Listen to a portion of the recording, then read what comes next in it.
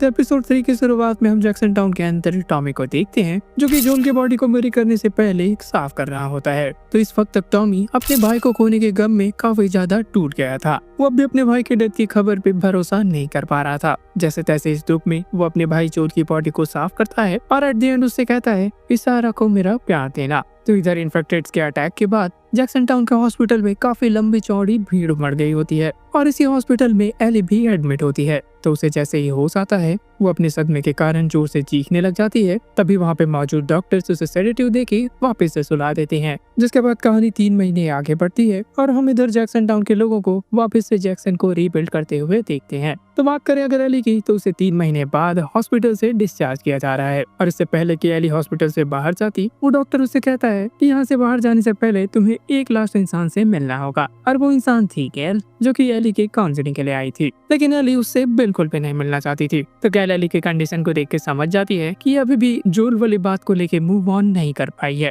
और ये रीजन है कि गैल उसे थेरेपी देना चाहती थी। तो गैल उससे कहती है कि उसके अकॉर्डिंग तुम्हारी और जोल की बात last time new year party के इवनिंग पे हुई थी, जिस पर एली का कहना था कि उसे उस दिन जोल से बात कर लेनी चाहिए थी और इसका पछतावा उसे अब बहुत ही ज्यादा हो रहा है। आगे एली की बातों को सुन के गैल कहती है कि तुम अब पूरी तरीके से ठीक हो चुकी हो, जिस वजह से तुम यहाँ से अब जा सकती हो। तो हॉस्पिटल से निकल के एली जोल के घर जाती है, जहाँ पे लोगों ने उसे फेयरवेल देने के लिए उसके घर के बाहर बहुत सारे फ्लावर्स रखे होते हैं। तो जिसके बाद एली घर के अंदर एंटर करती है, जहाँ पे उसे जोल के जाने के बाद एक अजीब सा सन्नाटा महसूस होता है। एली के लिए जोल के बिना ये घर अब घर नहीं रहा। एली की आंखें अभी भी जोल को एक लास्ट टाइम देखने को तरस रही होती है और इसीलिए जब वो जोल के रूम में जाती है, उसे उसके बिस्तर में एक छोटा सा रेड बॉक्स देखने को मिलता है, जिसके अंदर जोल की वो घड़ी जिसने सायरा ने उसे गिफ्ट की थी और साथ ही साथ जोल का आइकॉनिक रिवॉल्वर देखने को मिलता है। तो जोल की याद में एली उसके रिवॉल्वर को अपने पास रखती है और पास में ही रखे जोल के कपड़ों को अपने सीने से लगा के वो रोने लगती है।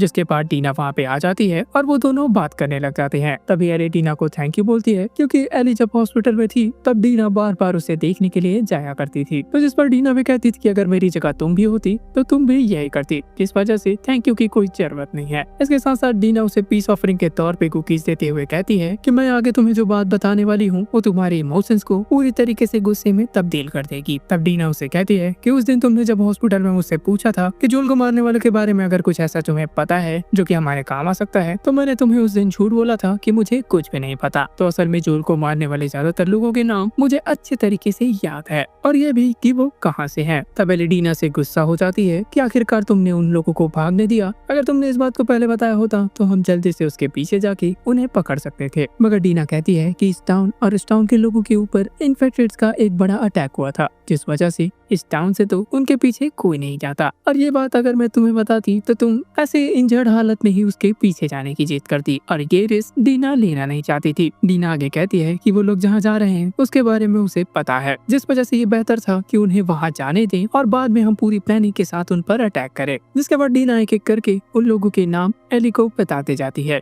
और लास्ट में जोल को मारने वाली का नाम वो एबी बताती है। जिसके बाद एली उससे पूछती है कि असल में वो रहते कहाँ हैं। तब डीना उसे बताती है जब यूजीन फायरफ्लाई थे तब उन्होंने मुझे एक कहानी बताई थी कि वेस्ट के कुछ ग्रुप अलग अलग ही फेडरा से लड़ाई करने की कोशिश कर रहे थे और वो ग्रुप इतने बेवकूफ थे कि वो लोग एक होकर नहीं लड़े और उन्हें वैसे ग्रुप था Washington liberation front, short form में WLF। और क्योंकि डीना ने एबी के बैग में WLF लिखा हुआ देख लिया था, जिस वजह से उसे पता था कि वो लोग वॉशिंगटन लिबरेशन फ्रंट के ही मेंबर हैं और ये ग्रुप सियाटल से ऑपरेट करती है। तो क्योंकि डीना ने इस ग्रुप के बारे में ज्यादा नहीं सुना था तो उसे लग रहा था कि इस ग्रुप में ज्यादा मेंबर्स नहीं होंगे और हम अच्छी प्लानिंग के साथ उनका मुकाबला कर सकते हैं। जिसके बाद ये दोनों टॉमी के पास जाके ये पूरी की पूरी बात बताते हैं और एली उससे कहती है कि हमें जल्दी जाके उन पर अटैक करना चाहिए, जिससे टॉमी सीरियस से नकार देता है और वो कहता है कि मैं तुम्हारा साथ जरूर दूंगा, मगर इस तरीके से नहीं, प्रॉपर प्रोसेस के साथ। वो मारिया से कह के काउंसिल में इसके लिए मीटिंग ऑर्गेनाइज करेगा और वहाँ पे मौजूद सबकी राय लेने के बाद हम इस चीज पे कोई कदम उठाएंगे। जिसके बाद एली और डीना जैसे ही वहाँ से जा रहे होते हैं तो मैं उससे कहता है कि जो भी उस दिन मर गए थे उसे 10 मील साउथ में दफनाया गया है, तो तुम चाहो तो जो उससे मिल के आ सकते। तब एली कहती है कि मैं जब भी सियाटल जाऊंगी तब उससे मिल लूंगी। तो इसके बाद स्टोरी एक ग्रुप पे शिफ्ट करती है जो कि जंगलों के बीच के रास्ते से होता हुआ कहीं जा रहे थे और इनके पीठ पे बने हुए इस निशान को आप अच्छे तरीके से देख ले रहना। यहाँ पर क्या हो रहा है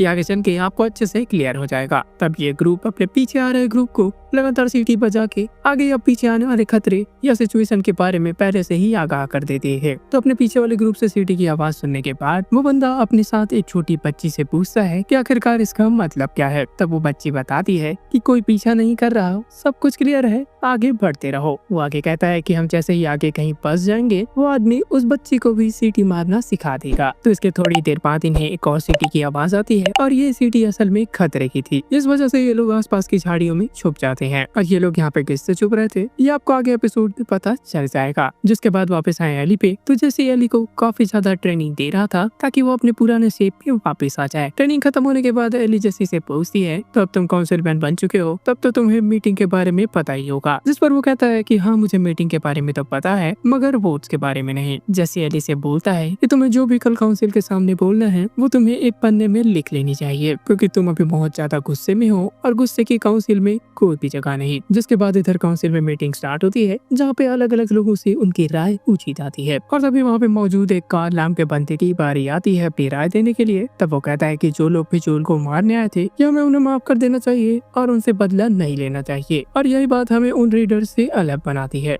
जिसको अपोज करते हुए सेथ कहता है कि तुम अपनी बकवास बंद करो और वो सबके सामने खड़े होकर कहता है कि उन लोगों ने हमारे अपने को मारा है तो हमें बदला तो जरूर लेना चाहिए। और एली सेथ की बातों को सुन के काफी ज्यादा हैरान होती है कि आखिरकार ये बंदा इसकी साइड से क्यों बोल रहा है। जिसके बाद अब काउंसिल के सामने अपनी बात रखने की बारी एली की थी। तो वो पूरे काउंसिल से कहती है कि इन बिगड़े हालातों और कम रिसोर्सेस होने के बावजूद मैं इस टाउन के रिसोर्सेस को यूज करने की परमिशन चाहती हूँ और ऐसा इसलिए नहीं कि उसे बदला लेना है बल्कि इसलिए क्योंकि उसे जस्टिस चाहिए। वो आगे कहती है कि आगे काउंसिल जो भी फैसला करे उसे मंजूर होगा मगर वो चाहती है कि उसे एट द एंड जस्टिस जरूर मिले। और एली की बातों को सुन के लग रहा था कि ये ऐसा बिल्कुल नहीं करने वाली। काउंसिल का फैसला जो भी आया ये अपनी मन की ही करेगी। जिसके बाद काउंसिल अपना फैसला सुनाने के लिए वोट करती है और वोट का रिजल्ट कुछ इस तरीके से रहता है कि 8 वोट एली के इस प्रपोजल के अगेंस्ट पड़ते हैं और खाली 3 वोट एली के प्रपोजल के सपोर्ट में पड़ते हैं। जिसका मतलब एली का प्रपोजल यहाँ पे रिजेक्ट कर दिया जाता है। तो जिसके बाद टॉमी और गैल बच्चों के बेसबॉल मैच को देखते हुए एक दूसरे से बात कर रहे होते हैं। तभी टॉमी कहता है कि उसे लगता है एली कुछ बड़ी बेवकूफी करने वाली है। जिस पर गैल कहते हैं कि क्या तुम्हें उसके भाषण पे यकीन है। तो टॉमी उल्टा गैल से पूछता है कि क्या आपको है। जिस पर गैल कहती है कि बिल्कुल नहीं, काउंसिल का फैसला चाहे जो भी हो वो करेगी तो अपनी मन की ही। और एली ठीक वैसे ही करने की तैयारी में लग जाती है। तो उसका प्लान था कि वो चुपचाप से यहाँ से अकेले ही WLF की तलाश में सियाटल की तरफ निकल जाएगी और जिसके लिए उसने पूरे के पूरे सामान, हथियार और बाकी चीजों की पैकिंग पूरी कर ली होती है। और तभी वहाँ पे एक बार फिर से डीना पहुँच जाती है। तो यहाँ पर एली को लग रहा था कि डीना ये सब देख के उसे समझाने की कोशिश करेगी कि वो अकेले ऐसा कदम ना उठाए, मगर उल्टा यहाँ पे डीना इस पैकिंग में उसकी मदद करने लग जाती है। वो आगे मैप की मदद से उसे गाइड करती है, साथ ही साथ उसके सामान में क्या क्या मिसिंग है ये भी उसे बताती चली जाती है। जिस पर एली का कहना होता है कि आखिरकार हमें ये चीजें मिलेंगी कहाँ से। तब डीना कहती है कि वो एक बंदे को जानती है जो ये सब चीजें उन्हें दे सकते हैं। और वहाँ से जाते हुए डीना एली से कहती है कि हम सुबह 3 बजे ईस्ट गेट पे मिलेंगे। तो इसका मतलब सिंपल था कि डीना भी एली के इस मिशन में उसके साथ जाने वाली है। और जिसके बाद जैसे ही सुबह के 3 बजते हैं एली पहले से ईस्ट गेट की तरफ चली जाती है और जिसके थोड़ी देर बाद डीना भी वहाँ पे पहुँच जाती है।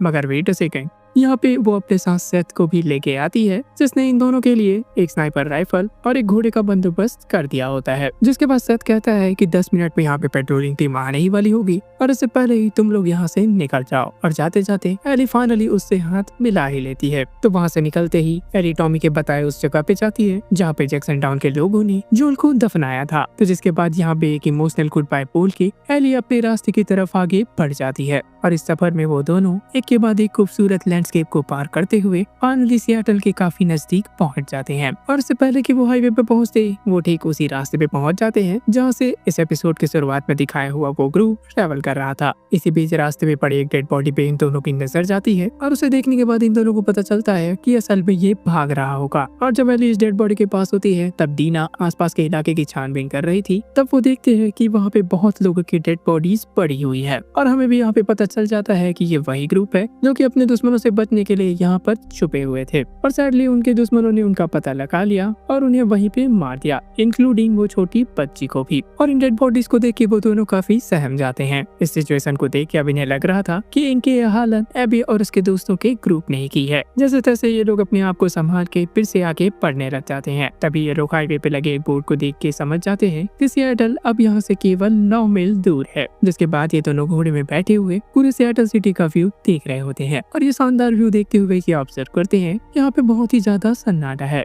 मगर इन दोनों को पता नहीं था कि ये तूफान से पहले वाला सन्नाटा है। इधर इस शहर के बॉस टावर पे मौजूद मैनी शहर पे पूरी तरीके से नजर रख रहा होता है। तभी WLF के सोल्जर रेडियो पे मैनी से पूछते हैं कि चेक पॉइंट 3 और 5 के बीच सब कुछ सही है या नहीं, जिसके बाद हमें देखने को मिलता है कि इस सिटी में WLF के पास कुछ सोल्जर्स नहीं बल्कि एक पूरी की पूरी आर्मी होती है। और यहाँ पे ये एपिसोड एंड हो जाता है। आई होप आपको ये वीडियो पसंद आया होगा। अगर पसंद आया तो इस वीडियो को लाइक करें